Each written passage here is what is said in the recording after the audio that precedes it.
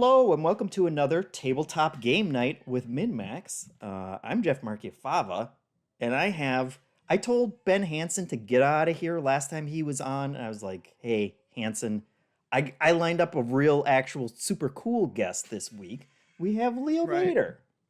Thank you so much. Ben Hansen, you're not needed. Not needed. Come here. We're here to talk about board games, Leo.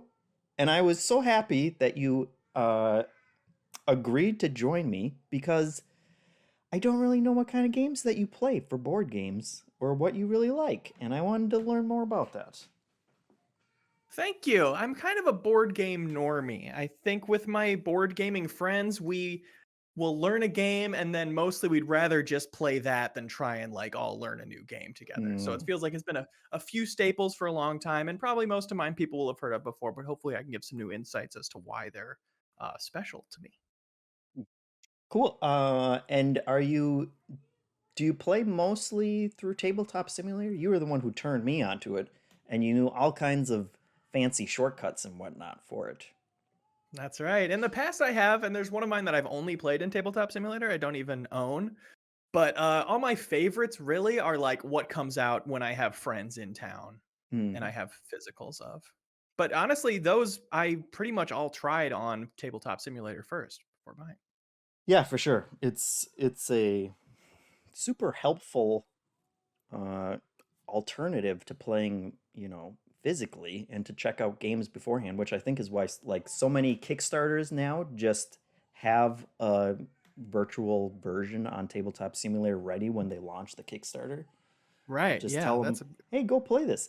I also feel like part of that might just be that also Tabletop Simulator is so janky that they're not worried about it like becoming a full-time alternative to it. Like if it controlled yeah. really well and people were like, "Hey, who needs the board game version of this?" Then maybe they may think twice about it, but Yeah, no, it's not the same as holding the pieces in your hand, and I think most people know that. yeah.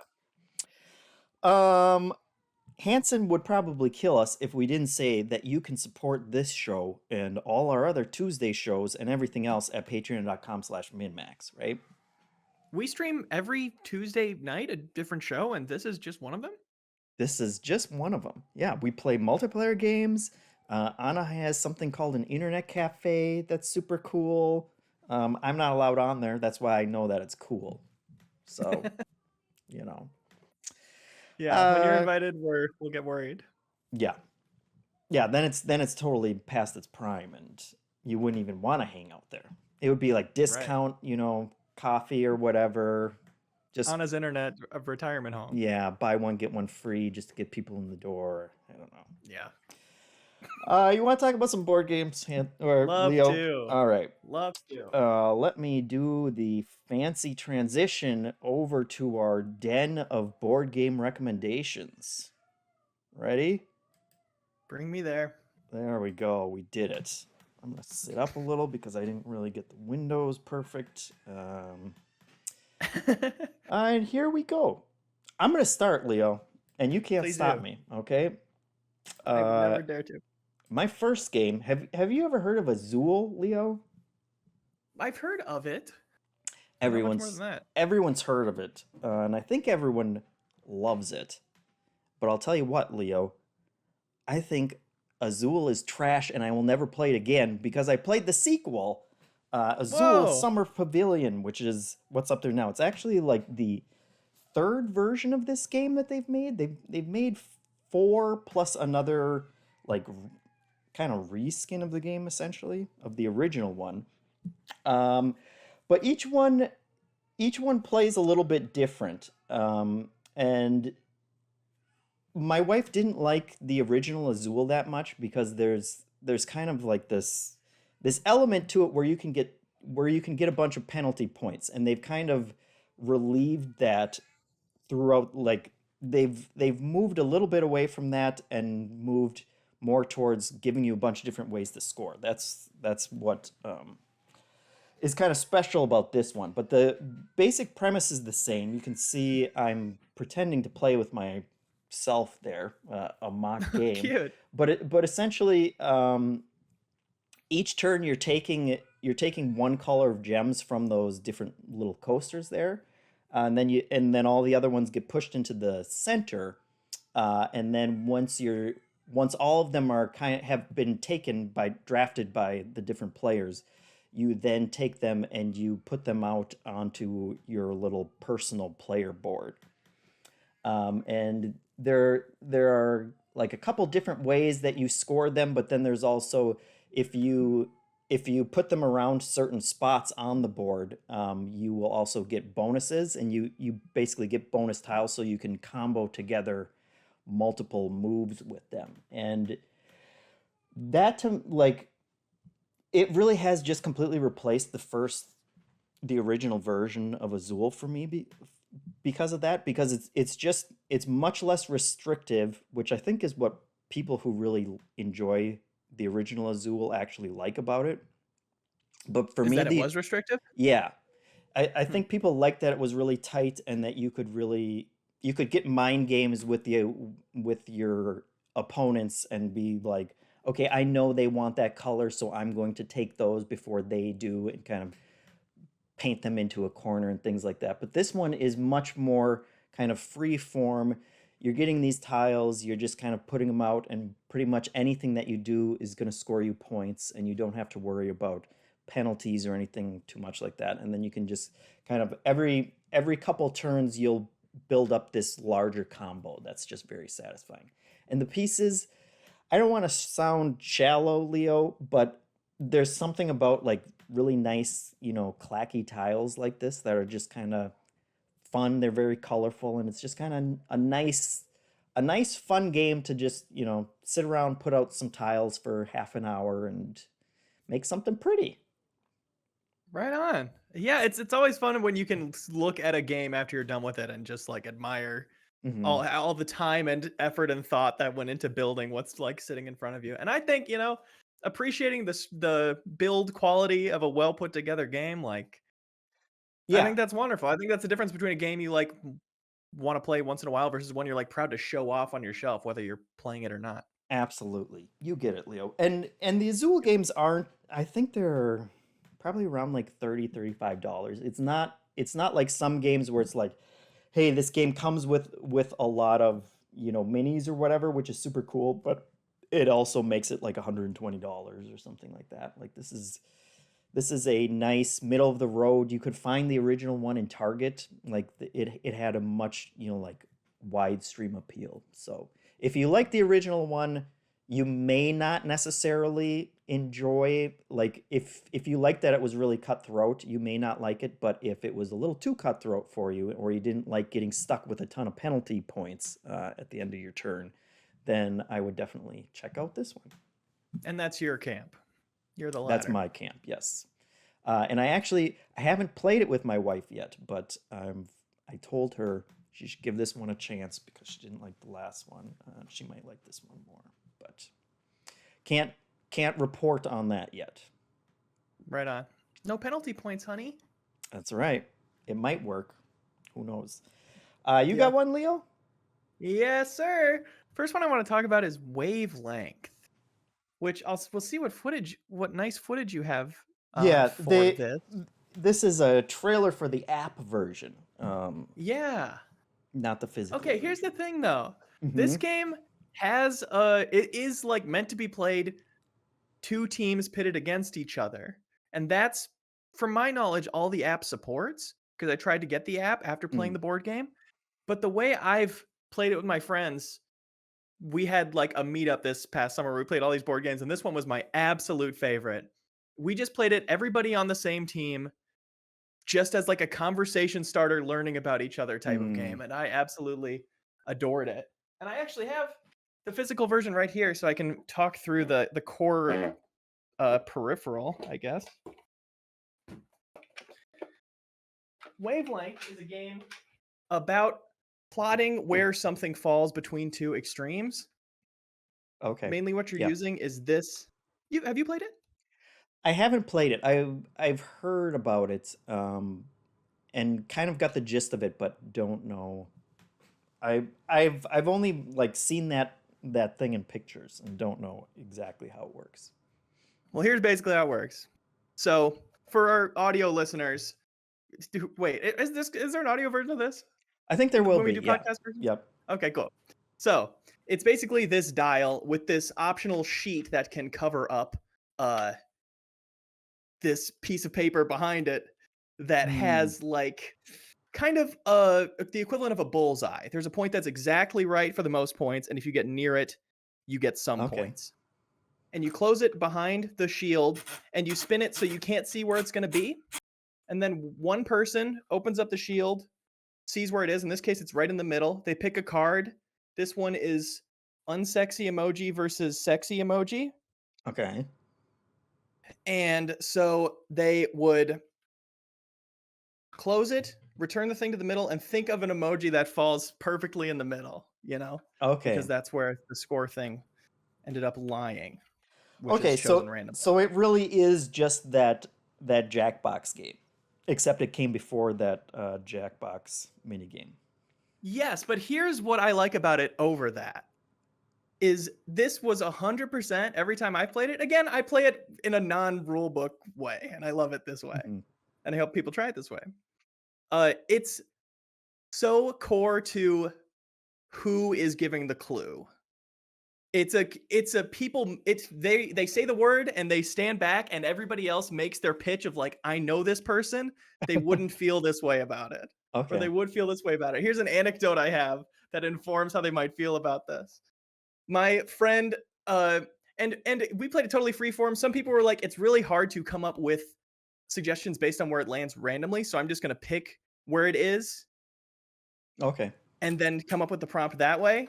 And so my friend was like, overrated, underrated, Shrek. And we were like, well, she loves Shrek, but also that's a really beloved movie. And she must acknowledge that it's not completely underrated because everybody loves it. Right. Okay. But then we talked about it more. And we are like, no, she's going to put it at maximum underrated. And she did it. It was really funny. Nice. But Yeah. my favorite one ever was my prompt for, it was like, gosh, I forget the exact wording, but it was like waste of time or important were the two opposite ends. And it fell somewhere randomly, and I chose the word gaming based on that. And that was like really specific to me. And it was like a 45-minute conversation between my friends of like, God, Leo complains about games like wasting his time so much, but also they've like done so much for him and he believes in them so much like as a social experience. That part of it seems really important to them. And by the time it was all done, there's like a magic thing that happens in this game where as people who know each other or who don't know each other and are just figuring each other out, make those pitches, make those debate style, like, here's what I think it is. They just dial it in just closer and closer. They put the little guesser red line here, just closer and closer to where it is. And then you reveal it and it's right. And it's such an amazing moment. And I was able to finally go like, you nailed it. That was amazing. That was, you put it in better words than I could have. Yeah. It was such a cool moment. Yeah. It's always nice when those kind of games that are based on figuring out someone's opinion, it's nice when it kind of reinforces a friendship like that. And it's like, hey, you get me. Totally. It was a beautiful thing for a board game to do. We were like hugging, what more can you ask for? That's It was right. a beautiful moment. But yeah, again, we play it in kind of just that way. That's like very free form, using it as a vehicle to talk about stuff. Yeah. And get impassioned about things. And it's really fun for that.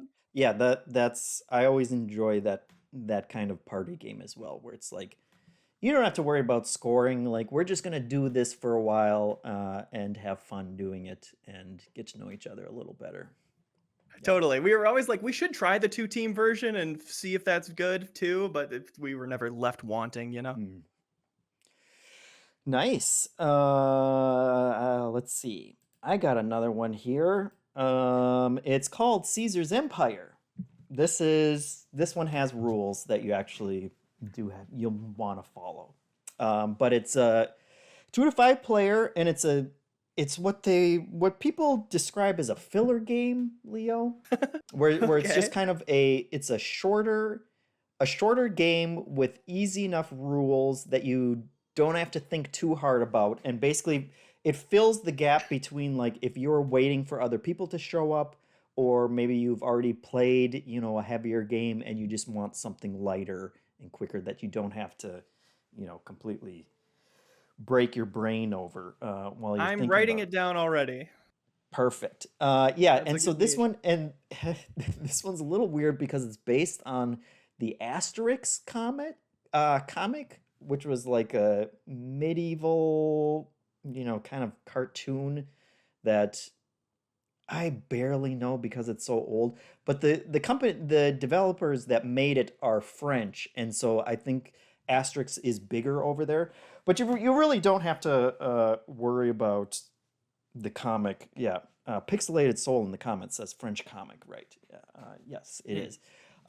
But so the basic idea of this one is you have this big group of those little minis there that are people marching from Rome. I guess it's based on the idea of all roads lead to Rome, and so on your turn you just put out a couple of those pieces to a city that connects back to Rome, which is kind of that starting area in the center.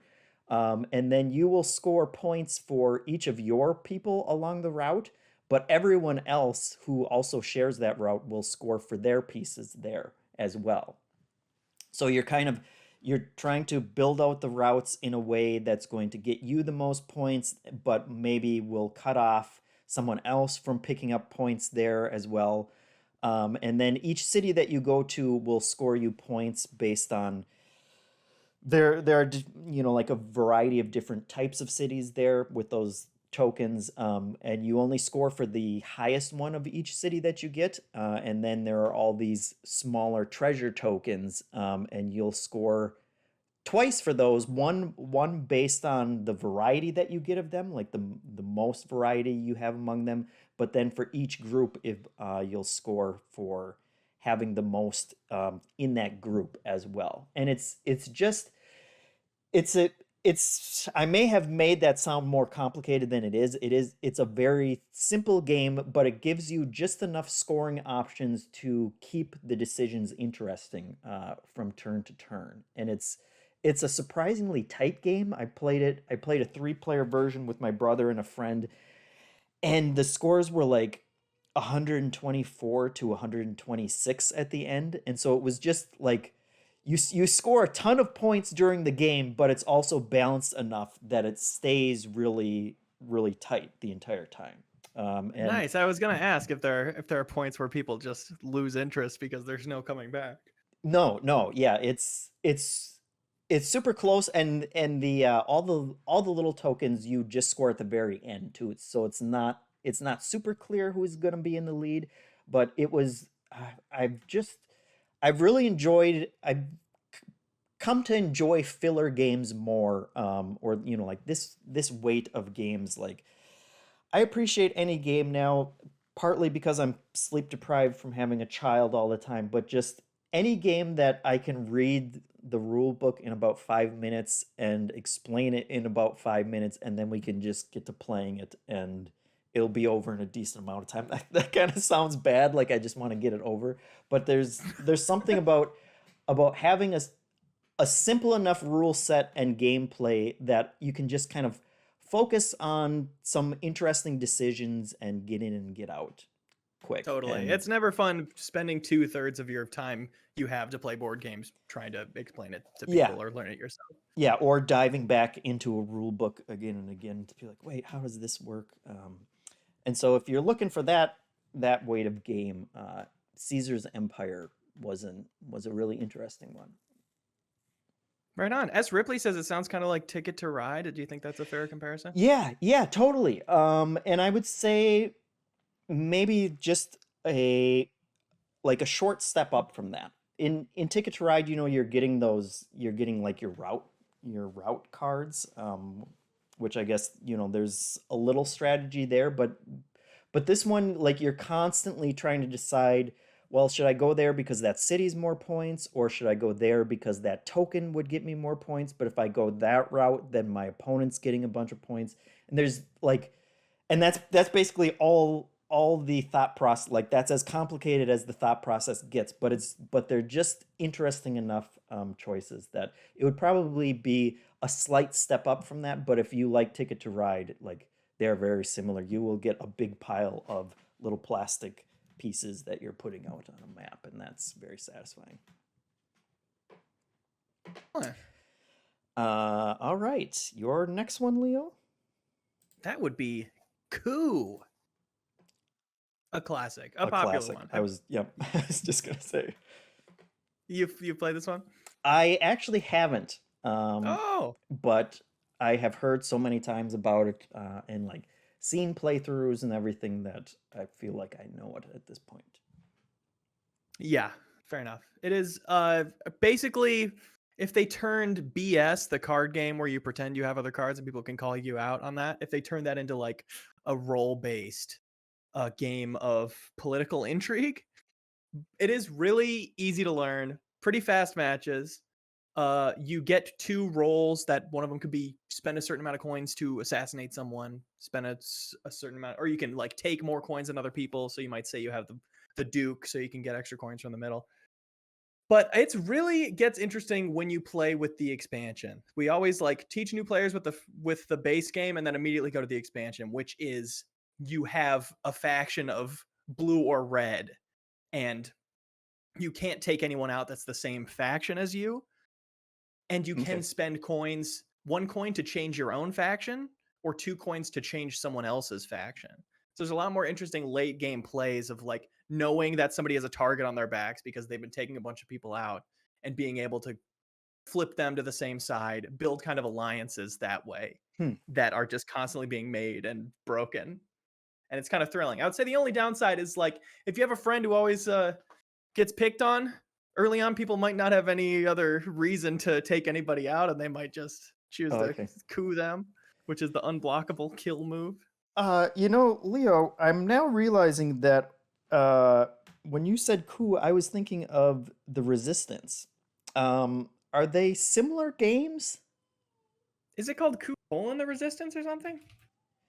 I don't know if it is, or if I'm just thinking because I have Avalon, which is a version of Resistance, and when you said you were going to talk about this, I just thought, oh yeah, Coup, like Avalon is a version of Coup, but now I don't know if they're close at all.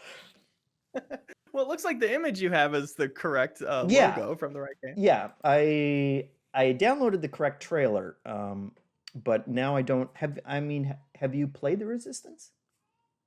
No, I haven't. I've certainly played Avalon, of course, at Dear Ben Hansen's. Yeah. So how does Coup compare to Avalon? Like, are they similar games or? I think they're similar. Coup's a little, I guess, more varied yet less talky. Avalon, there's a lot of cases being made, which is fun too. I like that style of game a lot. But Coup is a lot more like look at the history of someone's actions and kind of evaluate for yourself, because nobody else is on the line if you call someone out. If you say, I don't believe you're actually that card, and they are that card, you lose a life. Like it doesn't screw over anybody else. Okay, now I feel like I have just completely ignored this game because I thought it was related to those other 2 games for a long time. So now... Nader says it's set in the Resistance universe. Oh, see, this is all so confusing. Honestly, if your board games don't have like a complex narrative to them, just make them completely different. Don't try and put them in the same universe because that's just more confusing than it is helpful. Was my match canon? Yeah. Yeah. Did a guy like me pretend to be the Duke really at some point? All right. I will have to check that one out now. Now I feel bad, Leo. No, I'm glad we could clear that up. Yeah. Let's see. Next for me is a game called The Guild of Merchant Explorers, as you can see right there.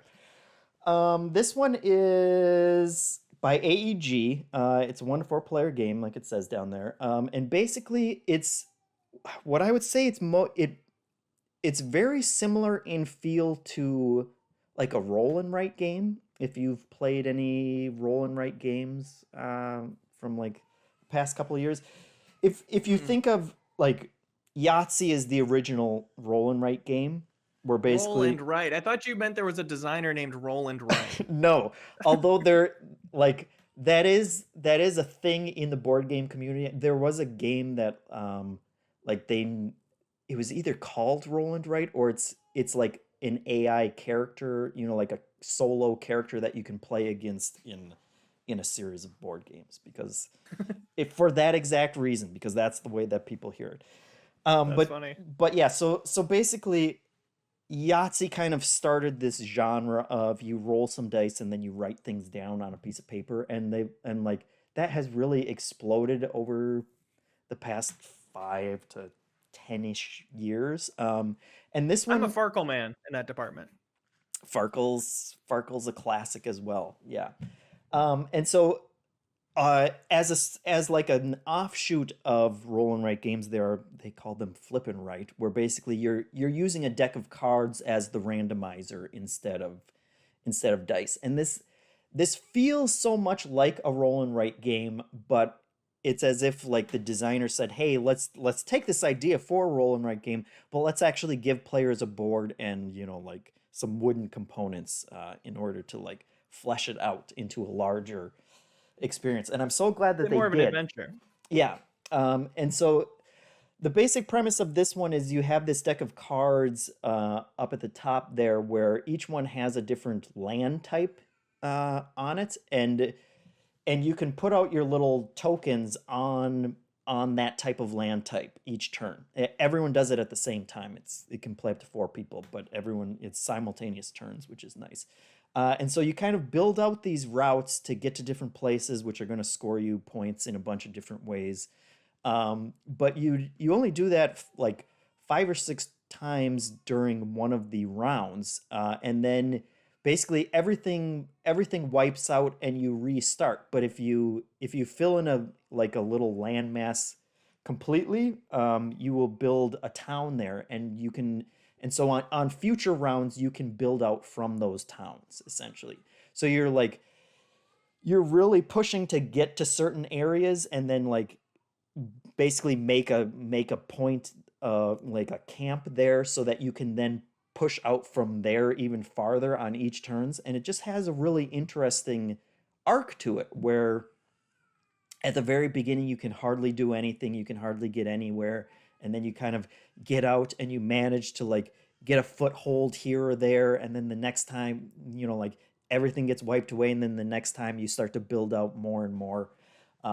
And another interesting thing about it is that for one of the cards there, the Roman numeral cards, when you draw one of those, you will get a special ability card. Like instead of being one of those very basic ones that tells you, okay, you can put 1 or 2 cubes on this type of land type. You have this big deck of unique cards, and they're like so much more powerful than the basic ones. But everyone's going to have their own unique, and you'll get 3 of those over the course of the game. So as you continue, like those cards let you fill in a bunch of areas, and they also make it feel unique and make your map end up looking unique compared to other players. And it's just a very satisfying and smart kind of way to make it a little more unique and give you something. I always appreciate in a board game when they give me something where it's like, well, this is clearly the best ability in the game, and like at the same time your opponent does theirs, and it's like, wait a minute, maybe theirs is the best one because they just all feel so good. um, Yeah. and and I always appreciate when a designer can do that and also figure out how to balance the game in a satisfying way. Um, and so I feel this, like a lot of roll and write games, it's the decisions you're making are mostly like betting on yourself, really? mhm. Like how much do I commit to this or whatever? Are those the kinds of decisions you're making in this as well? um, a little, bit. You like it, and it's interesting because that deck of cards that show the different lab types, it's really small. There's only like 6 of them plus the special ability cards that you'll get, and so you can really kind of figure out what's going to come up next and be like, well, okay, in order to get up to that tower that's going to score me a bunch of points, like I'm going to need the water card, but I'm going to need the water card to come out before, the grasslands card in order to like chain it correctly. And Sure. so there is a kind of a push your luck element there of like, what am I going to go for? How much risk do I want to play? But there's more. I would say for me personally, there's more interesting choices there than there are in some of the simpler roll and write games. Like a Yahtzee, where it's Cool. like, am I going to go for a Yahtzee? Probably not, because it doesn't make a lot of sense. But and another thing I should mention is that this one comes with 4 different maps. Like it basically comes with this giant stack of like for 4 players, and there are 2 different maps that are both double-sided, so there are 4 different maps, and each one kind of has its own special rules and stuff, so there's a lot of replayability there as well. So that is the Guild of Merchants Explorers, and it's worth checking out. Right on. Now my next one, Betrayal at House on the Hill. I played with friends. We had like a 9-day meetup, and it became like our daily. We did was like, we're gonna play a 2-hour match Oh, of nice. Betrayal at House on the Hill, and it was really fun. I mean, the basic thrilling part, for those who don't know, is that you play a pretty straightforward board game where you're getting items and stuff, and then halfway through, this thing called the haunt happens, and one person triggers it, and usually they will have to go to a separate area and read from a separate rule book this one specific page and this giant tome that's like, here's what your goal is now. Here's the kind of like ghost or demon you are, or whatever. Hmm. And uh the people who aren't haunted have their own page that corresponds to that. Here's what you're trying to do to end this haunt, but it'll of course keep information from each other, so there'll be these surprising moments of like finding out they have this crazy ability. Somebody escapes the house and you find out that the person who's haunting can like roll to reach out the window and pull them back in. Nice. Fun stuff like that. And yeah, the thrill of playing it every day was it felt different every day. Like Yeah. the haunts made it a completely different game.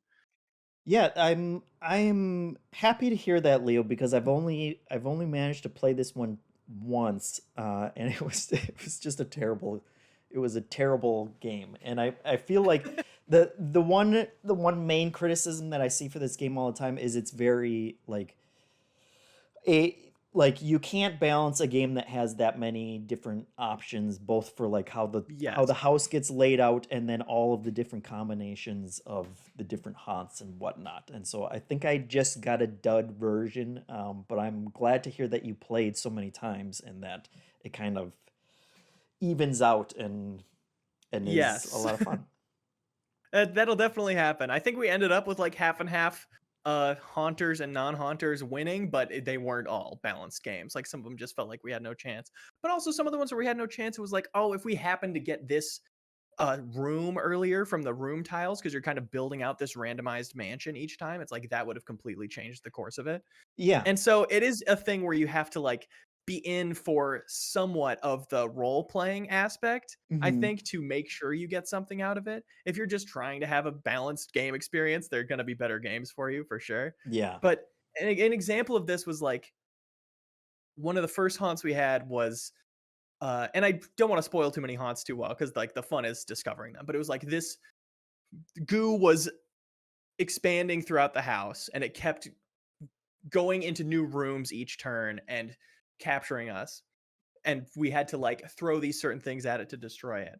And you die if you go below a certain amount of like your physical attributes, or if you go below a certain amount of your sanity attributes, you like go insane, and that's a similar ending your character state. And we didn't really role play, to the point of doing voices for your characters consistently or whatever, Yeah. but it was to the point of like my little shit of a character would make this decision here. Oh, Remember this sure. little boy who Yeah. you can see their little hobbies and interests on the card? But it was fun because I had a dog with me as the little boy, and I was the last person alive in the house, and we needed to throw one more thing at the monster to destroy it. And we found kind of a loophole in the rules. It was like, oh, it never says to get rid of the thing you throw because it becomes a little tile on the board when Okay. you have it. So it's like, so maybe we can get that again. And I have this dog that can go a certain amount of tiles. It says it can go Right. 5 steps, and we're like, if we interpret that to mean 5 steps and then come back, it can grab this item for me and I can throw it at it and win the game. And we were like, so that's what this kid is imagining is playing out, but really what's happening is the dog moves 5 steps, is in the goo, dies, and then when the dog dies, you lose sanity, and that drops me below the threshold. So it's like this kid just went insane and hallucinated winning, but we actually Well, lost. that seems like the perfect ending. Thematic. Yeah, that was like more. It was like really thrilling to be like, this is kind of really happening. Like my last move is to send this dog in here and it destroys my sanity. So we may as well like play out what I'm imagining. Yeah. But yeah, mixing in those RP elements is the way to make it work for sure, because it is not balanced. Yeah. Yeah. Yeah. And I do feel bad because I saw the trailer here is for the third edition of the game.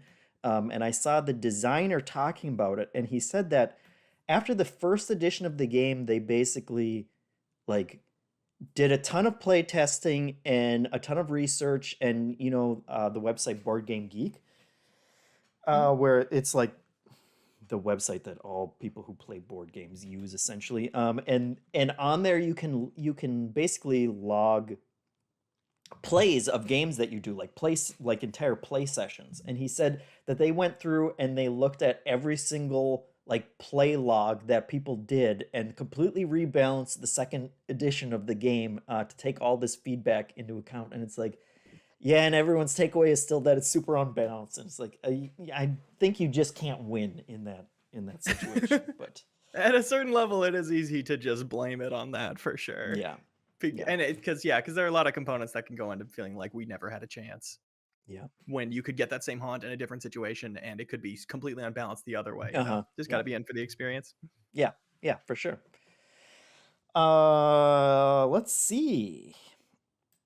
Hey, here's a little one, Leo. Here's a little stupid one that I still felt like every now and then a game is so simple and so dumb that I can't help but fall in love with it. And that's the case with Don't Llama Dice, which is highly thematic. You wouldn't believe it. But essentially, so like this is just a little dice game where you have these cards that are numbered 1 to 6 and then also llamas. And the dice as well also have the numbers 1 through 6 and then also llamas on them. And on your turn, you just roll those 3 dice, and if you have any of those matching cards, you get rid of those cards. And the goal of the game is to not get points. And at the end of a round, you'll get points for whatever cards you have left. And llamas are worth 10 points because obviously they would be. And so you just keep on going around and you're getting rid of the cards. But if you ever roll something that you don't have in your hand, you have to take it from that top row up there. Congrats on your triple llama you got in the footage. I know that's it. It's actually not as rare as you think because each die has 2 llamas on it and then 4 of the other numbers, and so it's kind of like it's a weird distribution that makes rolling triple llamas actually more feasible. Yep, more feasible than you would think. But so you just kind of you keep going around and honestly, like I was pretending to do a 3-player game here, and even after like I had plenty of B-roll for it, I still wanted to continue just rolling these stupid dice and seeing which ones happen. Because you get to the point where you only have a couple cards like that. And you want to keep on. You can pass if you want, and you'll just eat those points once the round ends. But there's maybe it's just me, but there is that gambling spirit that is just irresistible. Where it's like, or I could roll these, I could get rid of the rest of my cards, and then everyone else will have to take points for the cards that they have left. And it's just a very simple push your luck game like that is to its benefit, because this is another game where it plays up to 6 people and it only takes 20 minutes, and I can teach it to pretty much anyone. Like I've taught it to my wife's siblings and our parents, and it's just super easy to play and doesn't take a long time, and And it's just so, it's surprised, like, you're essentially not making the only decision you're making is whether you should keep rolling those dice on your turn or whether you should just stick with the cards that you have. And yet it's surprised, like, there's a really interesting arc to each round, because the fewer cards that you have left, the more likely it is you're going to roll something that you don't have.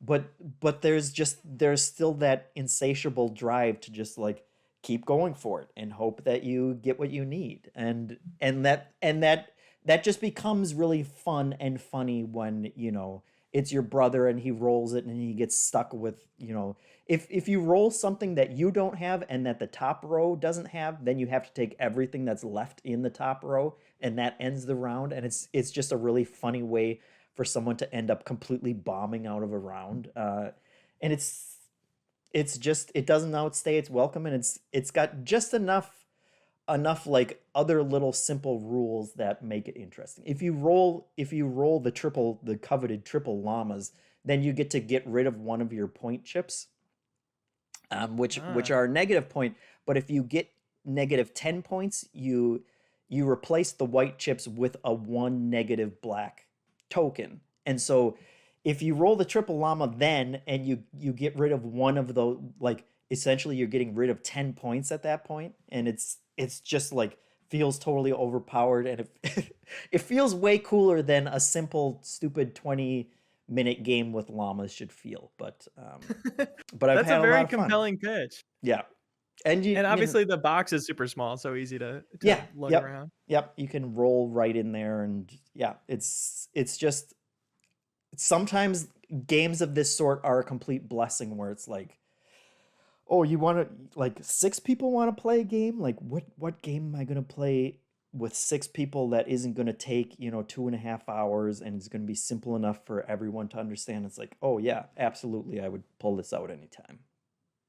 Right on. Ripley says it seems like it's good for kids. Do you agree with that?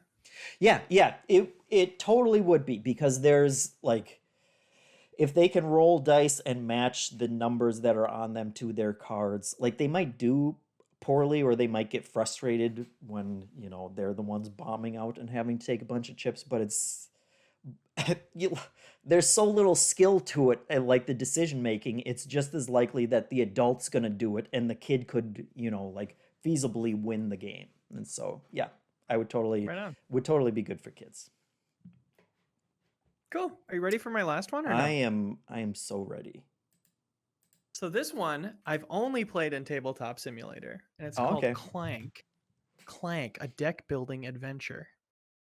And there's a really good automated version of it in Tabletop, which I always like, scripted to, like, deal out the cards for you and things.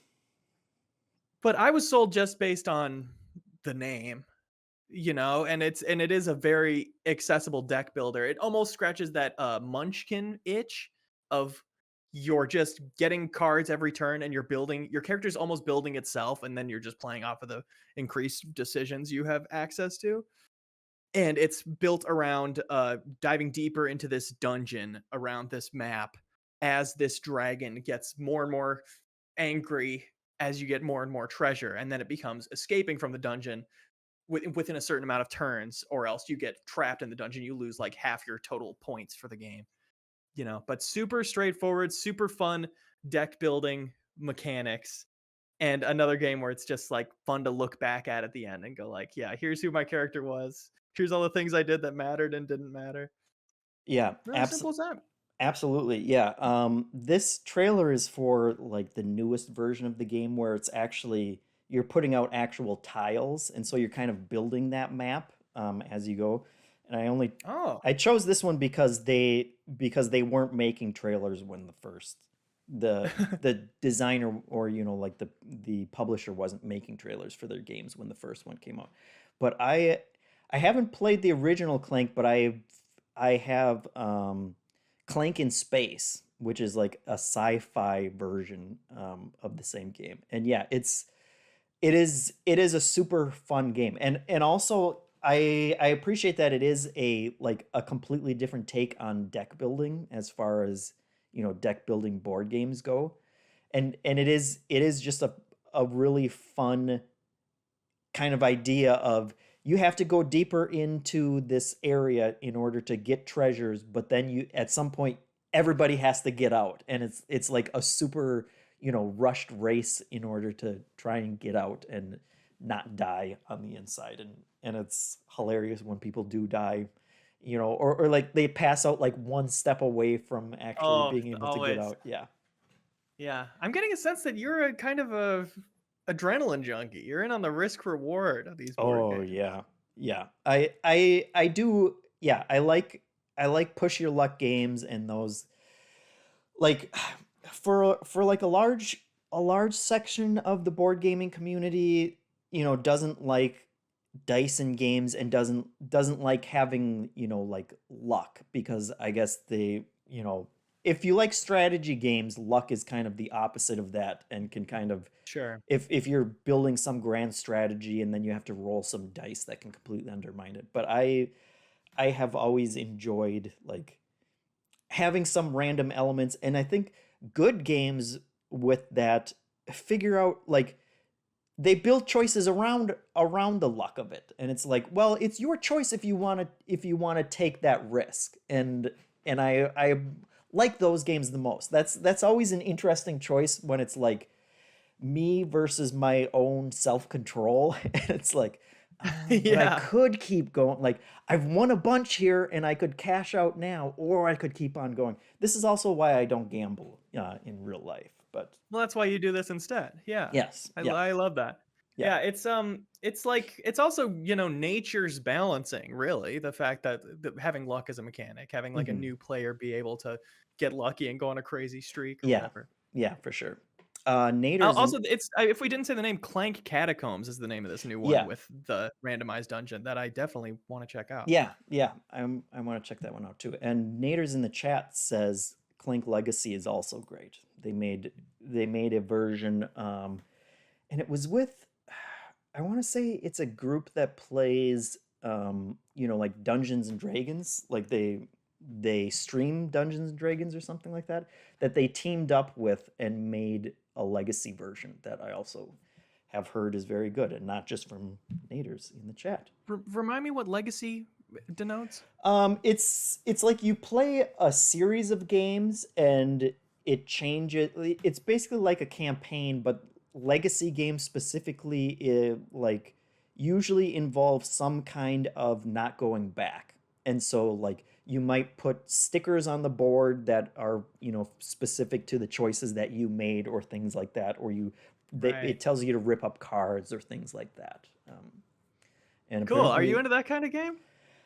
I'm I'm really not. I It's get this. Yeah, from what you said about the cherishing the physical parts of it, I can tell Yeah, it'd probably be hard for you. yeah, and it's,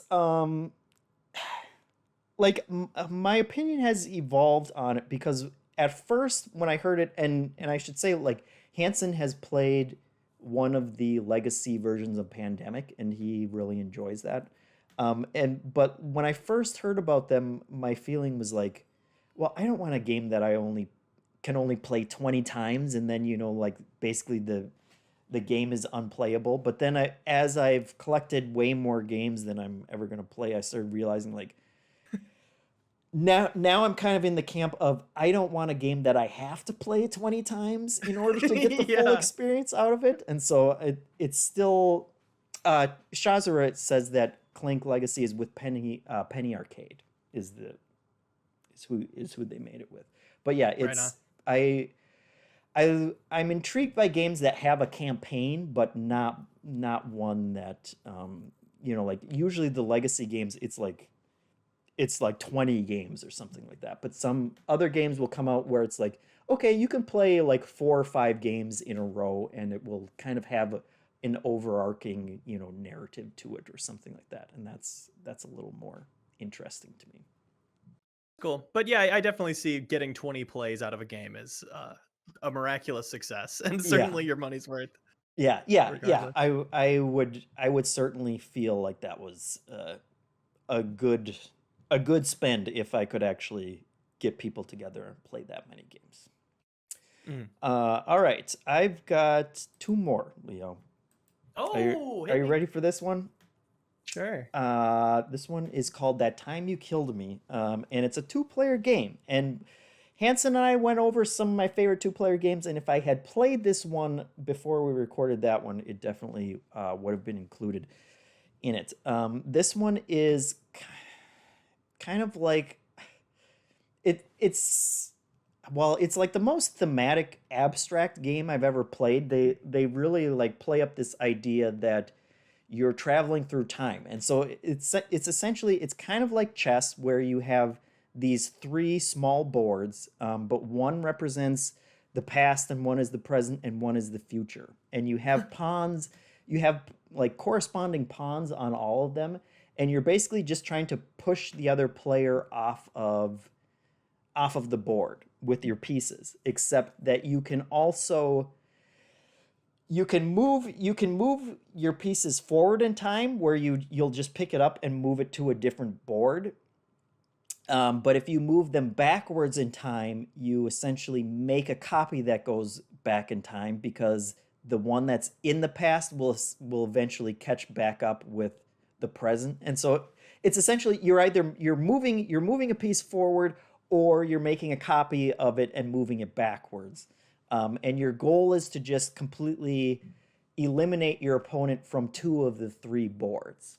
And That's really interesting. yeah, it is like it's another one of those games where I played it with my brother and it took us, like 10 minutes to figure out the rules, and then we both just sat there and stared at the boards and like tried to figure out, like the implications of what you can do with, like how time travel wraps into it. And Yeah.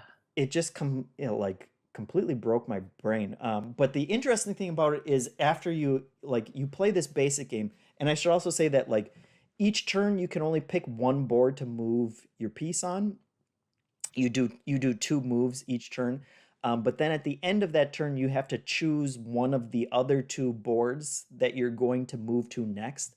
And so it creates these really weird choke points where it's like, okay, like I moved there or whatever, and then my opponent knows that I can't go back to that board without taking another turn in between because I just went there, and so I'm going to have to choose one of the other boards.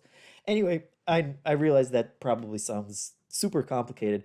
And the good news, though, is that it only gets more complicated because you kind of play the basic version of the game, and then there are these four other boxes that you're supposed to open them in order. There's kind of a narrative arc, like we were just talking about, where you will open it and it will have some new components, and it introduces some new rules to it, and like each one of those boxes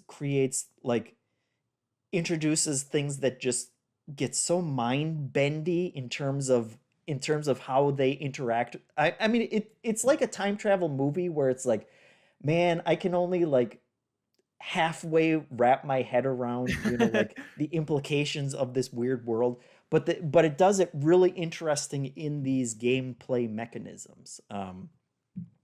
And I don't want like they certainly set them up as like they're supposed to be surprises, and they really are surprises, so I don't want to go into any more detail about what those different chapters offer, but But it's only surprises for your first playthrough, right? yeah. And then a little more because the fourth chapter like introduces a bunch of different things. But what's cool about it is that you can choose, like, even though it's a surprise the first time you play through it, like each one of those is kind of its own version of a game that is really satisfying to continue playing because it's like it is such a thinky kind of abstract chess-like game, that I would happily like go back to the first chapter or play the third one again, they all feel different enough and just very crunchy that I wouldn't want to play it all the time. But if you want to play like a thinkier game, which ironically is still only like 15 minutes, so like my brother and I played a ton of games and kind of went through all the content in a row, and it was really interesting. And they also like build a surprising amount of narrative into it, which is totally unnecessary, but but like really thematic in a fun and interesting way. That sounds really cool. Yeah. Would you use the word abstract? Hopefully, hopefully my meaning for this comes across. Did do the mechanics make you feel like you're interacting with time in a weird Ye- way? yeah, Or yeah. are they just kind of game mechanics built around that framing? Yeah, like the basic version, you know, like I tried to say, like going back in time and then that copy of you is going to age or whatever, like that's, you know, kind of wishy-washy. But the other ones definitely, like you can see, okay, if I do this thing, it's going to affect this version in the future and then that version. And you can totally, like, it totally makes sense. It's still like they are simple things ultimately because it's really, you know, like kind of an advanced version of chess, but it thematically they chose the right kind of objects and things to be manipulating to make sense, from a Right. time travel angle. So That's that super is cool. yeah, that time you killed me, definitely worth checking out if you like thinky two-player, you know, head-to-head games. And I got one more for you, Leo. Hit me. Uh, this one is Dune Imperium, and it's kind of this was one of the biggest games last year, and kind of a heavier game. And I finally got to playing it. Shazura is already yelling yes in the comments. I finally got to play it, and I saved it as kind of my favorite of this group. And it might appeal to you, Leo, because it's a mix of worker placement and deck building. And so the idea for a worker placement game is you have all these spots on the board that you can put, you know, little workers out onto, and each one will trigger some kind of ability or some kind of bonus, or it will give you resources or whatever. But in order to go to those spaces, you need a corresponding card that kind of lets you go to those spaces. And so, as you can see, it's based on the new movie reboots, including Timothy Yeah. Chalamet. There, Nice. you can finally live out your fantasy of playing as Timothy. But it's like it's a complicated game, and the rule book took quite a while to get through, but your turn to turn, the decisions that you're making turn to turn aren't actually that complicated. You're picking a card to play, you're getting the bonuses that are on it, and then you're going to whatever spot it lets you go to, and you're getting more bonuses from there.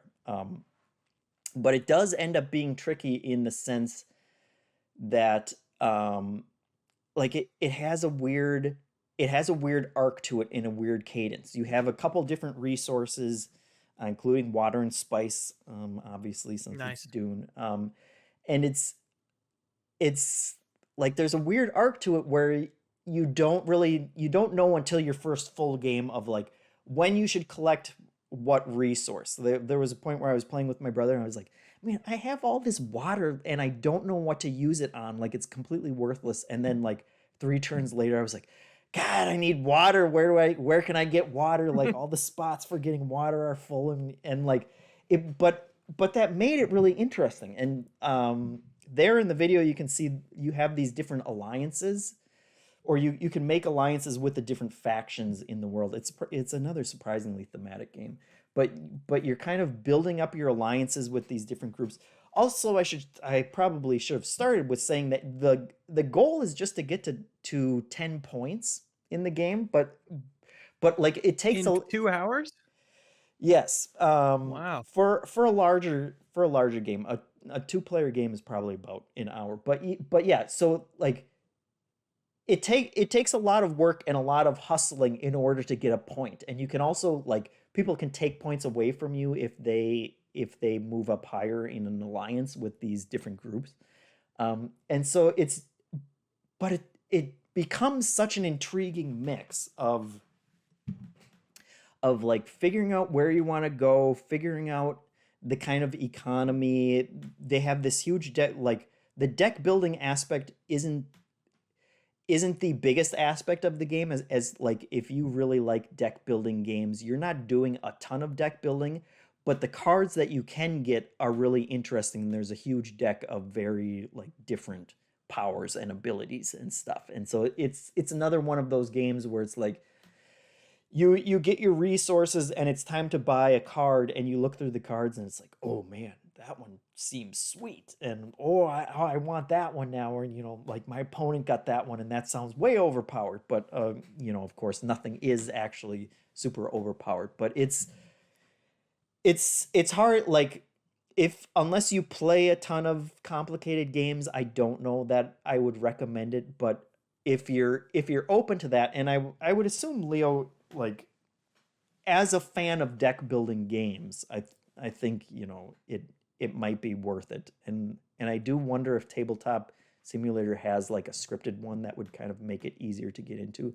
But it's just I'd totally try that. It's a very interesting mix of kind of getting these resources, making alliances, which feels very thematic with the world, and then there is like a conflict every round that you're kind of devoting cubes to, essentially, that also is a primary way to get victory points. It was one that I was really surprised by and instantly just wanted to play more. And I wanted to mention real quick that there's, like, if you play 2 players, you have to run kind of like an autonomous third person, but it's really simple and really straightforward, where you just have a deck that you flip over and it tells you, like 1 or 2 things to do, and that makes the automation like really easy, which is not It's a always deck the specifically case. for that purpose. Yep. And so Interesting.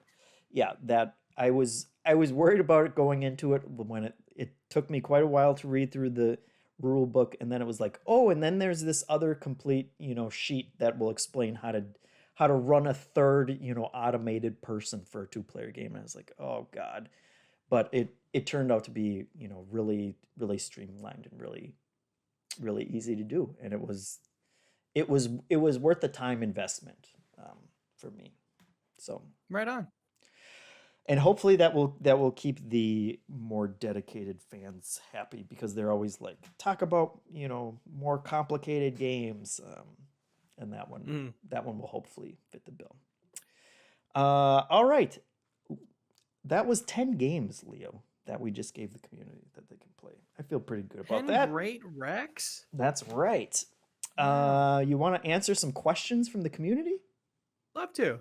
All right, let's, through the magic of Streamlabs, here we go. Oh, look at us. We're back. Wow. Let me get the questions here. All right, here's one from Grizzled Gaming. He says, hey gang, my family has really enjoyed playing No Thanks, Exploding Kittens, Poetry for Neanderthals, and Sushi Go, but I'd love some recommendations for other shorter, less complex games to play with them. Unfortunately, I didn't send you these questions, Leo, so I don't want to put you on the spot, but I do have a couple. I can rip it out. Okay. Yeah. One, since he mentioned No Thanks is published by a company called Amigo. And they have another game called Take 5, which is a very simple card game, where you have a couple different rows of cards that are all numbered, between like 100 or 1 and like 130 or something like that. But you're just kind of taking turns. Everyone chooses one of the cards from their hand, and they all put them out at the same time, and then you're filling up these rows. But if there's ever 5 in a row and your card would be the 6th, you have to take all of those cards from that group. And it's a very simple kind of push your luck game where you're trying to figure out the order to play games. It's another one of those games like Don't Llama Dice where your whole goal is to avoid getting points, but invariably you everyone sooner or later ends up getting screwed over and having to take a bunch of points. And it's a game that plays like I want to say up to 10 people. Like it plays really big groups. It's another one of those games where it's like, okay, if I have a bunch of people that want to play a game and maybe some of them don't play a ton of games, like that's a very easy one to go to, and everyone has a good time from it. Nice. Canadian recommends Skull. Yeah. um I've heard of that one. I've So I thought heard maybe yeah, I've heard of it, but I haven't played it. I want to say that it's basically like you're just playing with what are essentially a bunch of bar coasters, and you're trying to hide what you have or bluff in terms of what you have. But you would have to look it up for more than that. And Canadian is also recommending Coup, which There you go. we were on top of. What about The Mind? Everyone knows that one, right? Yeah, that would be another good one. Absolutely. Yeah, Um, like you have cards of 1 through 100, and you dole them out randomly, and people kind of have to silently play cards in ascending order and kind of feel out like, does the person next to me have a card higher than mine? yeah, This feels like a moment to play 17. yeah, and somehow it all works out and makes it feel like you're actually all, telepathically communicating with one another. Yeah. Yeah, that's definitely another good one. Stephen Woodson says, how do y'all feel about real-time board games? Personally, they're my favorite. I wonder if folks coming from video game backgrounds who are newer to board games might enjoy real-time games. One of my favorite real-time games to introduce to folks is Magic Maze. It's a nice introduction because it's co-op and very thematic. You're playing as elves and dwarves who are shoplifting from a mall. Classic scenario. Cool. The mechanisms start rather simple, but it also mitigates the quarterbacking problem because you can't talk. The only way you can communicate with your team is by placing the do something pawn in front of them. Always hilarious and almost always a crowd pleaser. I actually do have Magic Maze, and Steven isn't lying. It is a really fun game where you can basically, you each have a direction. You have to move these pieces all over this map, which is a Magic Maze, but everyone kind of has a direction, and they're the only ones that can move a piece in that direction, and so you all have to kind of take turns, and it's like, okay, well, we need to move that guy over there, but no one can talk about it, so it's like, I'm going to move him to the right because I'm the one who can move pieces to the right, and then I'm just going to stare at you because you're the one who can move them up, and he has to move up now, but you may not realize that's what we're doing at that given moment. And yeah, that's a fun one. What kind of mechanics are typical for a real-time game? How do you normally play that? It's like, it can be a wide variety of mechanisms. It's usually they usually just have, like a sand timer of some sort that makes, and Sure. then you have to do something within that limited time. One that I've played and enjoy is Pandemic Rapid Response, which is, one of the billion pandemic games that they made, and very, very loosely connected to like the actual Pandemic franchise. But in that one, you're rolling a bunch of dice, and you kind of have to allocate them to different spots to solve different things. And again, you have a sand timer that it's like, you have to flip it, and then you have to roll a bunch of dice and keep on rolling them in order to get the right faces up, and then kind of try and get them all out and allocated in a very short amount of time. And it plays completely different from a Pandemic game, but it's fun in its own right. Interesting. Darwin says, I've started introducing some slightly more complex games to my 4-year-old. We've been enjoying Mickey and the Beanstalk, which is a pick up and deliver cooperative game, and Yellow's Three Little Pigs, which is Yahtzee style dice rolling with tile laying.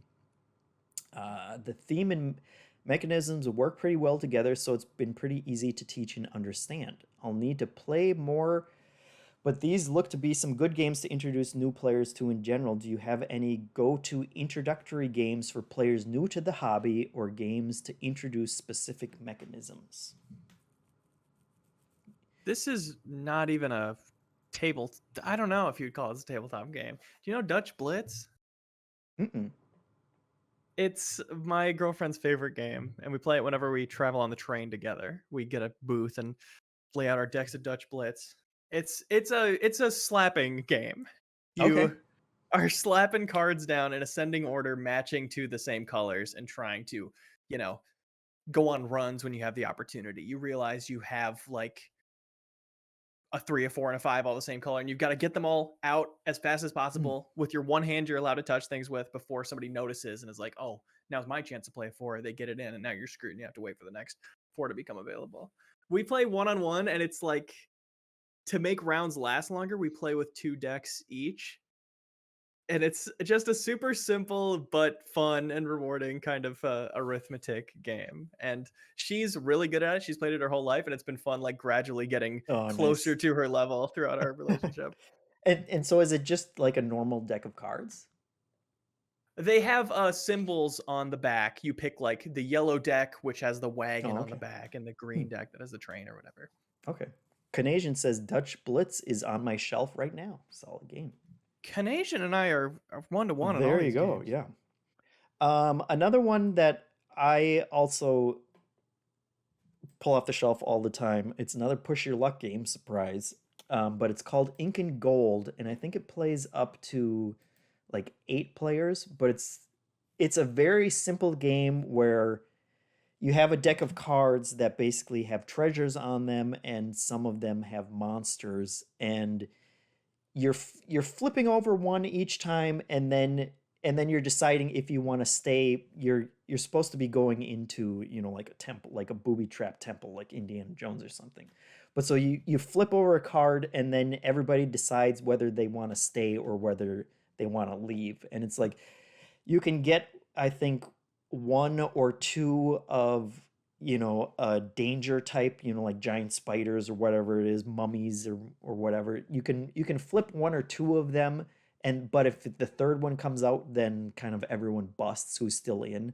And so like treasure is accruing the longer that you stay in, but then at some point, like, if you leave, you can take some of the treasure on the way out, but you end up leaving some. And so it's like, it is another one of those classic push your luck, like, okay, well, I'll stand for one more flip, and surely, it won't be another giant spider, and I'll be fine, and everyone else is going to chicken out, and so then I'll get all the gold, and of course it never works that way. But that's another very, like, simple, like, any kid could play it as well, because you're really just deciding, okay, do I stay in or do I leave? And in fact, kids would probably do better because they probably have better risk assessment than I do. Perhaps. Yeah, but that's another easy recommendation. What do you think it says about you that you like push your luck games so much? I don't know. It probably says that I am way too risk averse in day-to-day, like, real life, that Sure. it's like, when it's a game, all bets are off, and I'll make stupid decisions because it doesn't actually matter. Stakes are lower. Yeah, I Yeah, love that. yeah.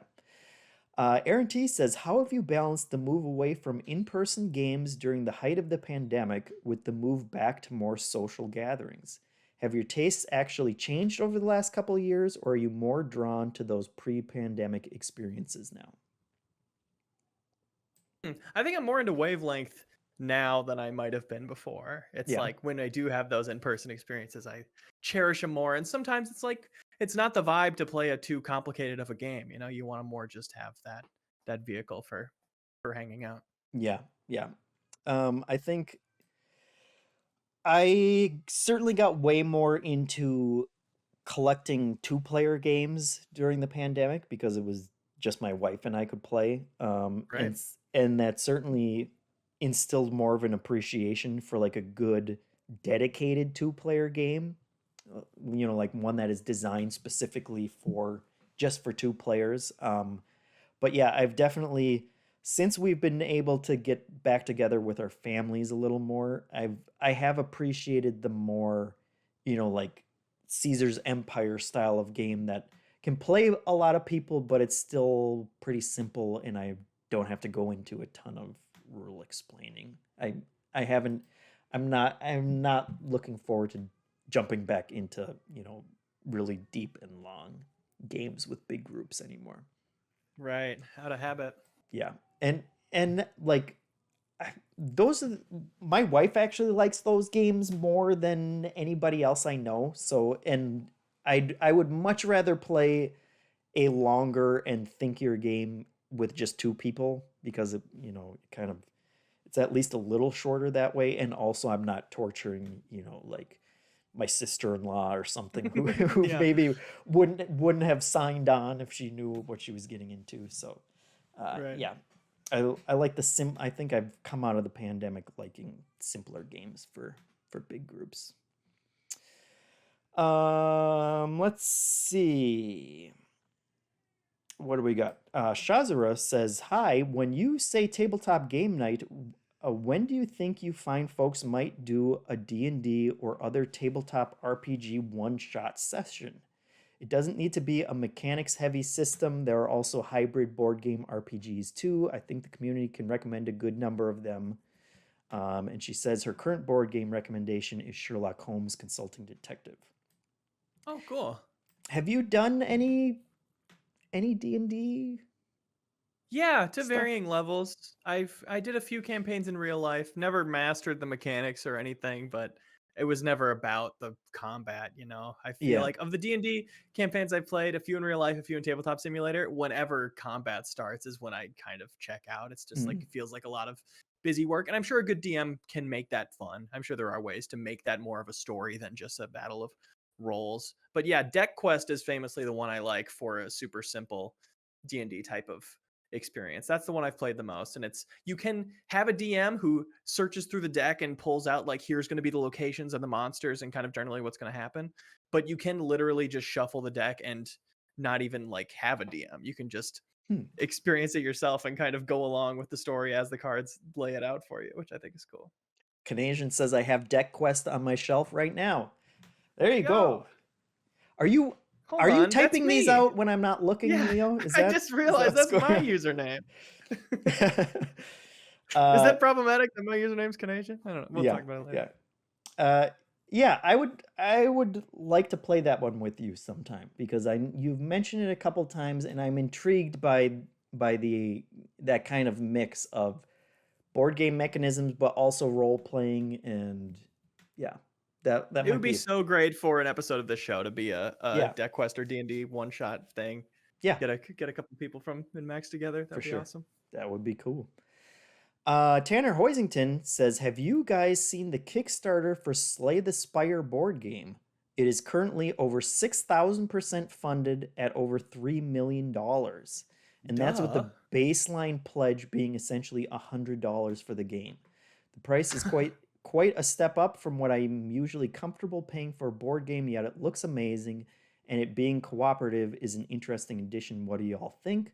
Michael Berry responded to that and said he was going to ask basically the same question, but for Darkest Dungeon, because I guess that's also a board game now. There has been but not out, just Kickstarters. Yeah, not yeah. out yet. I think so. There has been a real rash of video games getting turned into board games and making like $1 million+ on these crowdfunding. Yeah, there's Stardew Valley. Certainly. Yeah. They were making a Rainbow Six game. Did that get canceled? Really? Or they were making a Far Cry one, and that one got canceled. I think they were also making a Rainbow Six one. And Leo, I wanted to tell you when I saw this question, they recently made a Sniper Elite one as well. That's apparently supposed to be really good. Okay. That's awesome that it's good. Yeah. That's interesting. I wonder how that translates. Yeah, yeah, apparently like the sniper is hidden, so they're kind of like plotting where they're moving on the board, but not actually showing where they're moving. Um, but I don't know. That's cool. Would you want to play a Slay the Spire board game? Oh my god. Yeah. I mean, Darkest Dungeon is well suited, but especially Slay the Spire. Like, I mean, I guess I don't know. I assume it's a deck builder, and Yeah. am trying to think of ways that it couldn't translate to a physical thing because it wouldn't be quite as snappy to play. Yeah, I But mean I feel it like it's the same thrill. yeah, it's certainly like that whole genre certainly started in the tabletop era and has just completely flourished for video games, and so now it's weird that the video game versions are being turned into board games as well. I do wonder, yeah, like what the turn to turn upkeep on that is, for like individual, like tracking health on individual enemies and stuff like that, if that would That's what it is. become Yeah. become a bit of a Doing pain, but 7 damage on a 232 health monster. yeah. Yeah, I don't want to have to do that math. No.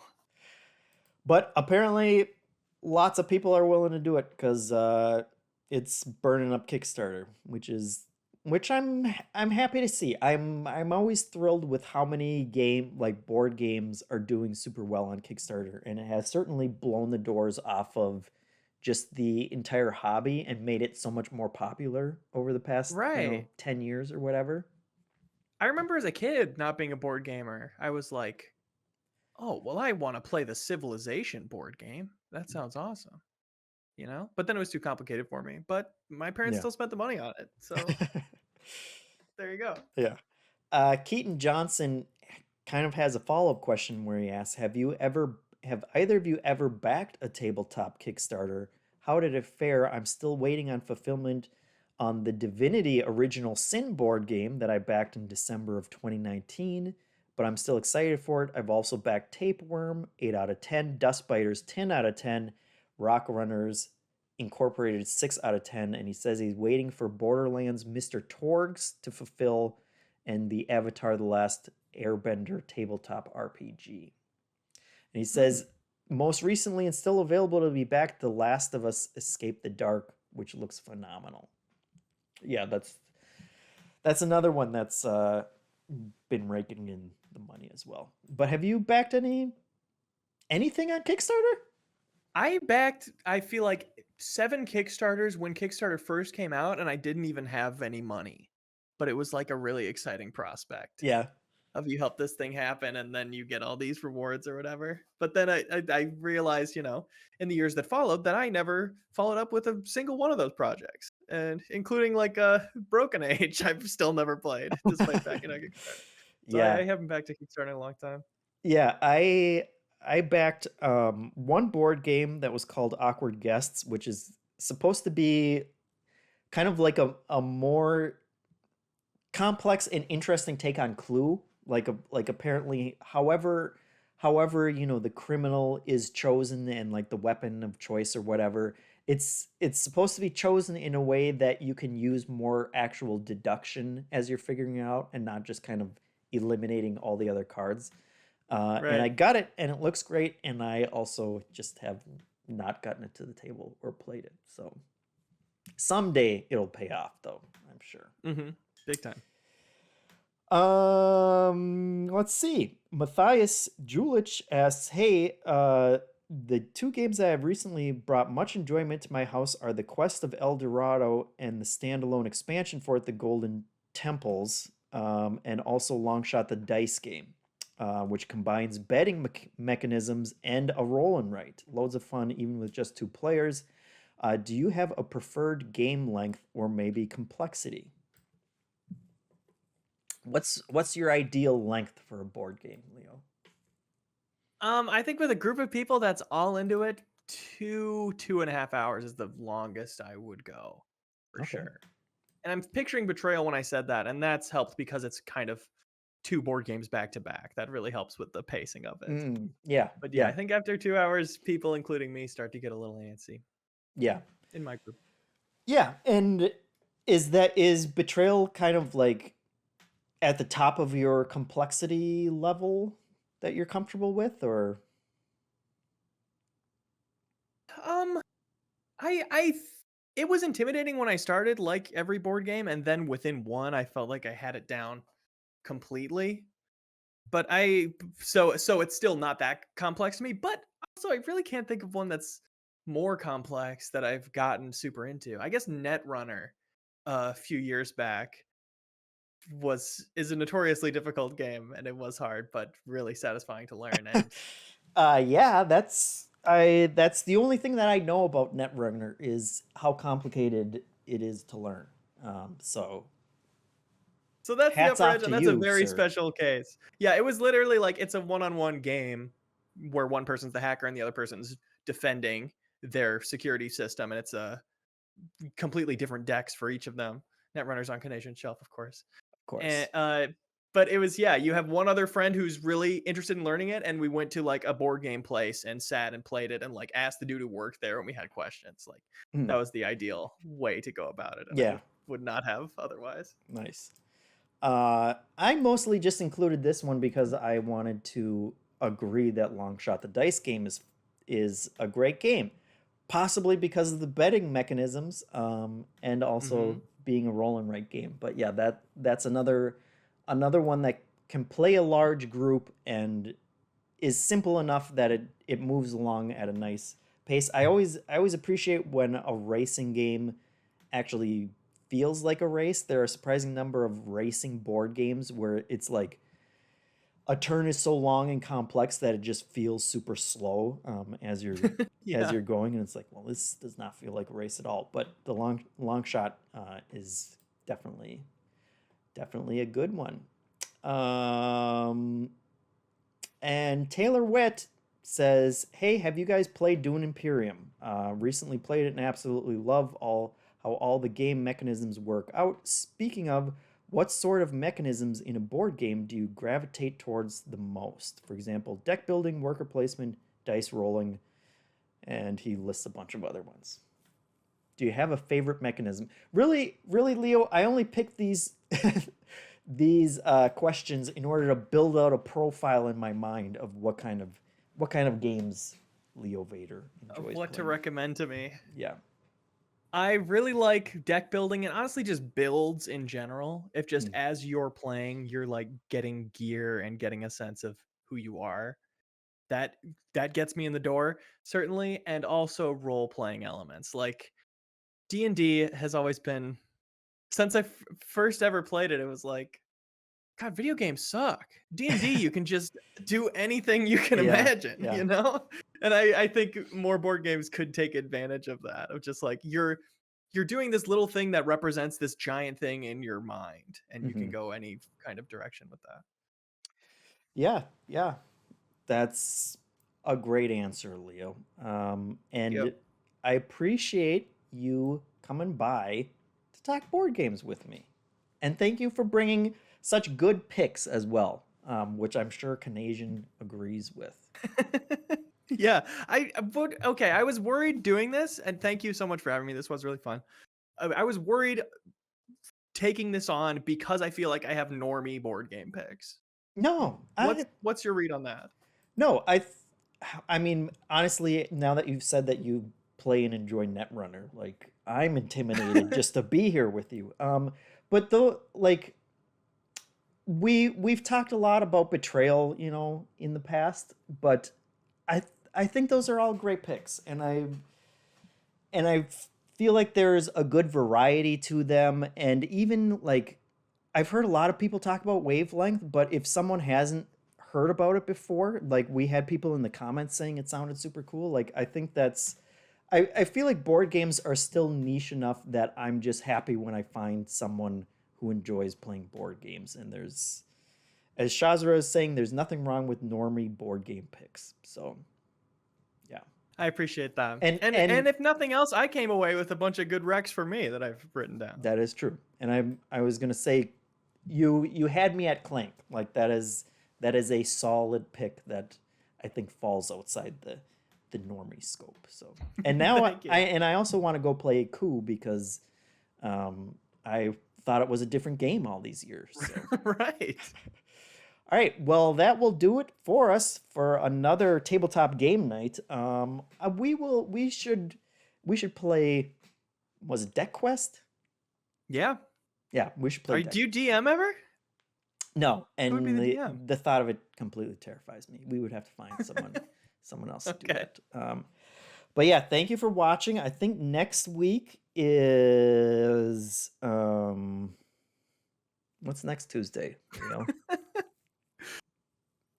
I stopped paying attention I stopped paying attention after the third Tuesday of the month because that's the one that I have to stress out for. Oh right. We have a 5th Tuesday this month, but it's swapping out with Anna's Internet Cafe. So that's the 5th Tuesday, the 29th, and then a week from today, the 22nd, we have New Show Overflow. So it's going to be some New Show Plus idea that never got voted for, but we wanted to do. And what was pitched to me was to bring back Leo's Lemonade Stand. Except it'll be at 7:30 p.m. in November. And I really appreciate how funny that would be, but I did not want to do it. Yeah, Hansen had mentioned that in the morning meeting, and we're all like, don't make Leo go stand in a snowbank somewhere and get hypothermia. It's like no one would be walking by even, Yeah. Just be sitting there by myself. And Crowboy saying Cream of the Steam might be next week. Maybe Anna's Internet Cafe was last week. We don't know. I'm only responsible for one Tuesday, and I have completed that responsibility. So thank you for watching. Go watch all of our other content. And really fun New Show Plus today. We played Spore, Sarah and I. That's right. We Spore. You got a War Deepest You Dive? Spore. Yeah. We Spored. You spored. Absolutely. That'll do it. That's the perfect end to a podcast if I've ever seen one. To a perfect podcast. So thank you for watching, and we will see you next time. Bye. Bye. If you enjoyed this show, you'd probably enjoy it more if you watched it live. Please follow Minnmax Show on Twitch and join the chat, participate in polls, and just feel more alive in general. We stream on Twitch at least every Tuesday and Thursday. We hope to see you there. It goes a long way to supporting independent games media. Again, that's Minnmax Show on Twitch. Give us a follow. We'd love to see you there.